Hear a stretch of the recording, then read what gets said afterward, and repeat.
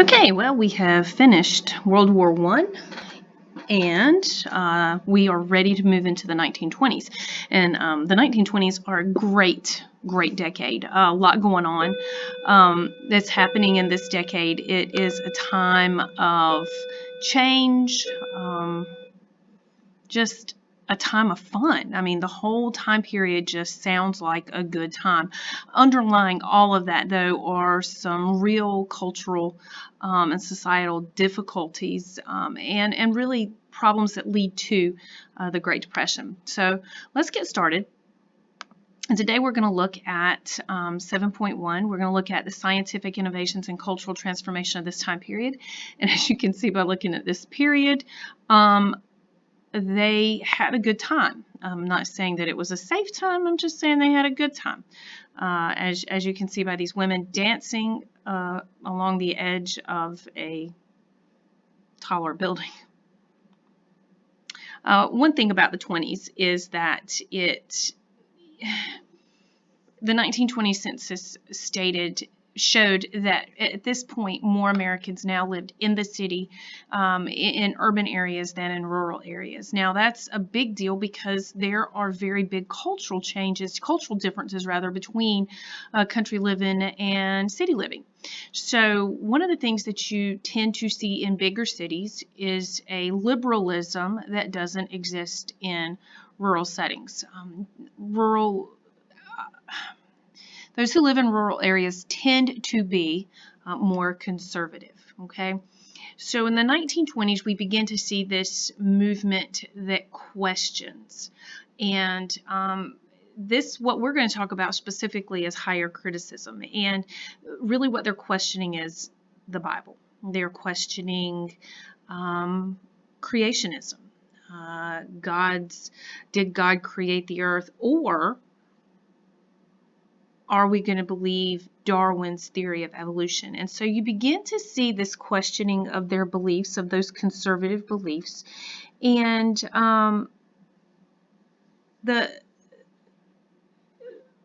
big conflict here is between those who question and those who felt like the Bible is more than just a book of literature. It is a book of faith. It is something that we look at, and it is 100% correct. So there you have your questioners versus your fundamentalists.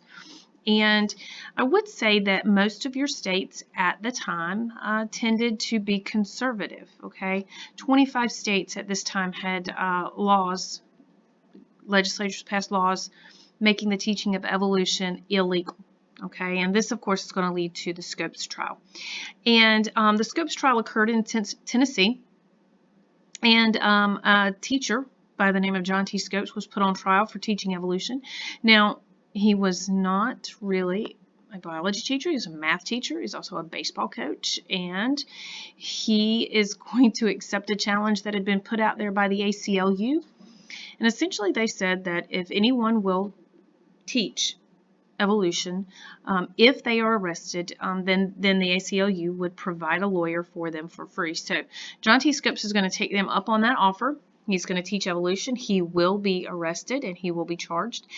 And the ACLU is going to send a famed defender by the name of Clarence Darrow to defend him. There is John T. Scopes right there. And there is right here his defender. This is Clarence Darrow. Now, the prosecution is going to be helped along by a former presidential nominee, William Jennings Bryan. And he's going to help the defense out in that case. This becomes a major trial. I don't want to call it trial of the century just because but it was a big deal. I mean, it's a cultural thing. And if you look at this, you can see the conflict. Hell in the high school, it's just so out there and inflammatory, and both sides were angry and both sides were making fun of the other. In the end, Scopes will be found guilty of teaching evolution. He did, and he'll be fined, I think it was $100. Doesn't really seem like much happened here. The thing is, he lost, so evolution lost, but really it didn't, because the questioning doesn't stop, and eventually those states will drop those laws that state they can't teach evolution. So I think in the long game, on the end of all of this, that even though they lost the trial, the evolutionists in this case won the case. The cartoons from this era are great, and you can see both sides here. They use monkey because, at least at this time period, Darwinism taught man descended from monkey. And so they use a lot of monkeys when they talk about this, and that's also the nickname of the trial, the monkey trial. But here again, you can see this very much a pro-Darwin cartoon here. This one is a little bit more serious. This is going to be a anti-Darwin here, and you can see that humanity is descending the stairs. They're going from belief in Christianity, believers, all the way down to atheism. So they're this descent of the modernists. There you've got William Jennings Bryan on his donkey, the Democrats, and you sitting there. But again, kind of sacrilegious here. But you've got them hanging Scopes on a cross. You notice that the church is turned over. So, and again, the monkeys are in the jury pool. Another big change, we talked about this in Chapter 5 toward the end of it when we were looking at those videos, but mass production of the assembly line is going to become a really, really big thing. We had mass production to begin with. We've had that for a while, but Henry Ford is going to innovate, and he is going to create this assembly line, and y'all know what an assembly line is. This guy right here is going to stand in this position all day long, and he is going to do this one job. He is going to reach down here, he's going to grab the part he needs, he's going to put it in this disc, and it's going to move down, and he is going to do this all day long. This is not hard work. It is not necessarily rewarding work. A lot of people were dying, though, to get a job with Henry Ford because, again, his innovations went a long way, and one of the major innovations is the $5 a day salary he gave, which was big. Did he create the minimum wage? Well, no, but he did set a standard that probably you could say led to a minimum wage. But here you can see the assembly line as it's working, at least with the Model T, and you can see it as it goes forward, and they're actually putting the car together. It's just a line. There's car after car after car, and you'll notice that they have, at least right here, 3 different lines going. And so what happens is that at the end of the day, you're able to create a lot of cars in a day, and y'all know what that means. The more you make, then it's going to be affordable. Price comes down, and this means that ordinary people are going to be able to buy his car. Now, this is what he wanted. He wanted the people who built the car to be able to afford the car. So again, the assembly line is going to make that possible. But this is going to kind of help give rise to that new middle class and the suburbs. People can buy a car, they can live outside of the inner city, and they can drive into work. So this is totally going to change American culture. And I say that in different ways. Yes, it changes where we have to live, but it also changes the architecture of our homes, and it's going to change our economy. You think about what all goes into making this. You've got the steel, you've got the glass, but let's go further. You've got to have the gasoline, so the oil industry is going to be big. You also have to lay roads, so asphalt, and you know, this is a huge part of our economy for a long time. And even in 2008, when our economy collapsed, the automobile was a huge part of that. All right. in addition to the car, you also have some new appliances, and these are great appliances. And the thing with these two are we consider these important appliances for our houses today. Refrigerators, which, who goes without a refrigerator today? It's kind of like, oh, those come with the house, right?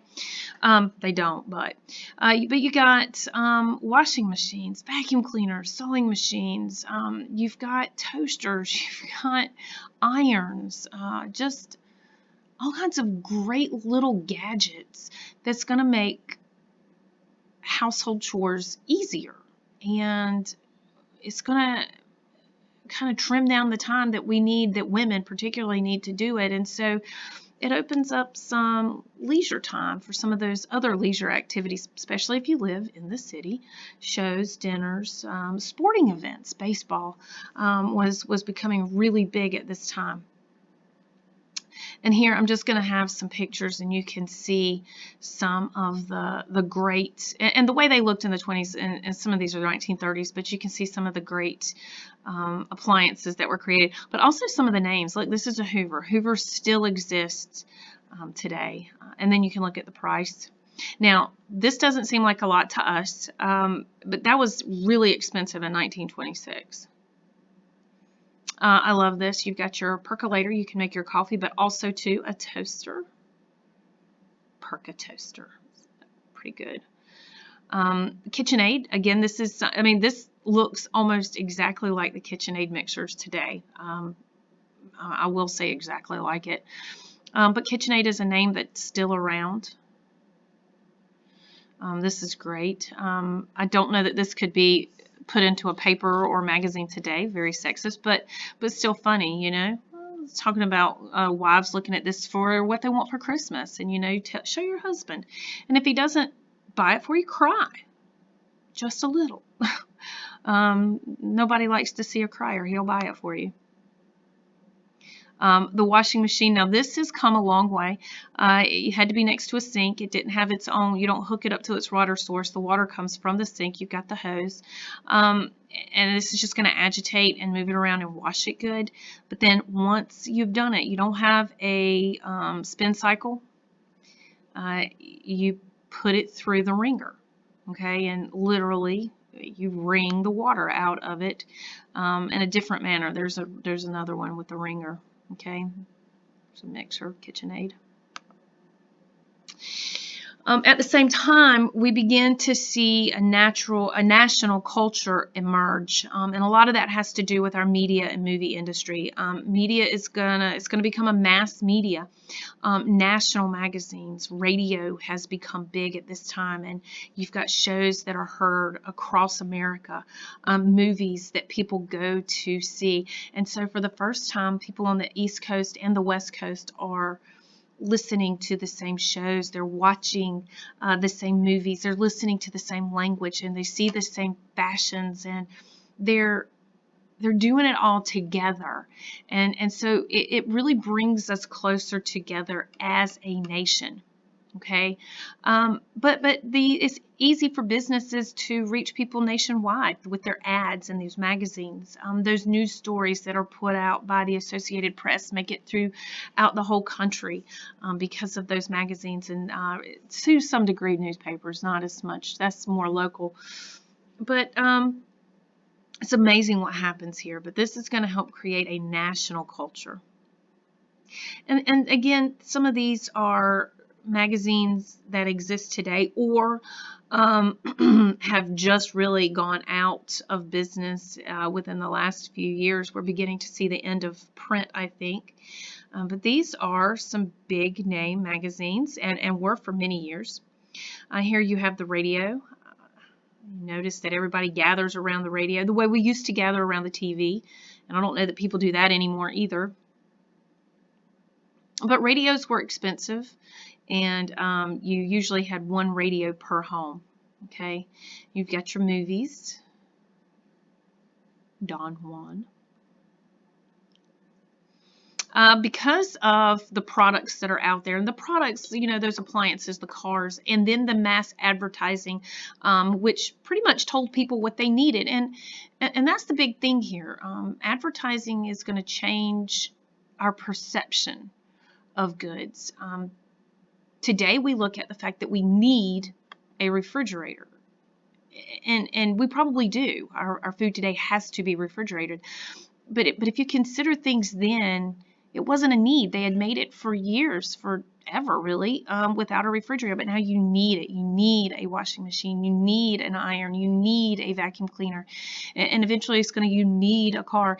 And this is the kind of thing that we're used to. We're used to this because we have a consumerism. We're a consumer culture too. But this is really one of the first consumer cultures that we have as a country. And you can go back and look at some of those advertisements that we just saw, and you can see the way it's out there. But the problem with need is that I can't always afford all of these things. And today we just pull out the plastic and swipe it. But they didn't have credit cards then. So a new innovation in business is going to be the installment plan. And this idea of buy now, pay later. Probably the best example today of this would be layaway. But again, you can look through some of these. Here's that refrigerator. But the idea that you can put a little bit down today and pay every week until you've paid it off. 50 cents down and $1 a month. It's like a quarter a week. Part of that national culture too, and this was helped by the radio, is the Harlem Renaissance is going to kind of get the idea of jazz out there. Now I'm focusing on jazz, but really the Harlem Renaissance in and of itself is a African American artistic movement which celebrates African American experiences. Now, I say celebrates. Not all African American experiences are positive or are good, but it kind of puts out there what life was like for African Americans throughout the United States. And many of them tend to show the jazz and the singing. There's Satchmo. Some of them show poverty, but some show what's going on in the South. So you see it across the board, and here is just art. But jazz is also a great example of this too. Langston Hughes wrote wonderful poetry, and even when he did it, it has a jazz beat. He wanted it to be put to music. The Harlem Renaissance really is going to become nationwide because Southern blacks are going to move north. Lots going on in the South. Discrimination, Jim Crow. Also some bad economic times. The boll weevil drought is going to lead many of them to leave. And there's a lot of job opportunities up north, so they're going to move up north, and they're particularly, just like our immigrants did, they're going to settle in ethnic neighborhoods, and Harlem is one of those. And they're going to bring with them jazz from New Orleans, and because of the radio, it's going to make its way throughout the United States. But nothing shows probably we've got this great movement, and yet Black Americans still live as second-class citizens, and probably no place better exemplifies that than the Cotton Club. The Cotton Club is in Harlem. It is a club that features black artists, but it is owned by whites, and blacks are not allowed to enter the front door. They are not allowed to sit in the dining room and eat and enjoy it. They work there, and that's it. It's only for whites. So you've got a club in a black neighborhood that features black artists, but nobody can use it, or African Americans can't. Women also are going through a lot of change during this time period. It's one of those things where there's a lot of change, but there is no change. They're going to get to enter the workforce because of necessity. Also, you have new technology, like the telephone and the typewriter, that makes it possible to hire women as operators, things like that. Mostly single women are hired. A lot of places still don't want to hire married women or mothers. And there's really no chance for advancement. Women have specific jobs. You think of them, even today we think of particularly women's jobs, nurses, secretaries, librarians, teachers. We've seen a lot of movement out of that lately, and more men entering these professions, but for the longest time these were still considered women's work. But very little advancement happening here. Women are not going to make it into management positions. But as this is happening and they're going to work, there's a sense of freedom, and they begin to change their behavior and the way they dress. The hemlines move up. The fashions change. They're going to cut their hair. They're going to begin to wear makeup, bright makeup. They're going to begin to go out in public dating men without a chaperone. They're going to smoke in public. They're going to drink. They're going to kind of take on the name flappers, which it's just a big time change. Now I'm going to tell you that this causes a lot of conflict in society. People are looking at women. I don't mean just men are looking at women and thinking, oh my gosh, what's happening? I mean that conservatives, men and women, are looking at this and they feel like the world is going downhill. Look at the way they're living and what they're doing. This is typically, again, behavior that you see in cities, not so much in rural areas. But this does cause a lot of concern for conservative Americans, this challenging of the gender roles. In addition to this, they gained the right to vote in 1920 with the 19th Amendment. A lot of people felt like this was really going to change politics, and I think they were shocked, and some people happily, I think, when it doesn't happen. Women are going to vote the way they're raised. They're going to vote the way their husbands vote, not because they're made to, but because they share the same values. And as you go through, you can just see some of this flair, the shorter dresses, even the stockings, the hose are different. They're not those dark, opaque tights. They are nude colored, drinking in public, shocking, the dancing freely and the partying. You look, the bathing suit, this is the first Miss America competition in 1926, and you've got the short bathing suits in public. It's just concerning, okay? And this is probably what got it all started, this women coming out of their chrysalis as a butterfly, and this is the flapper. So that's it for today. If you have any questions, let me know, and tomorrow we'll talk about the social conflicts of the 1920s.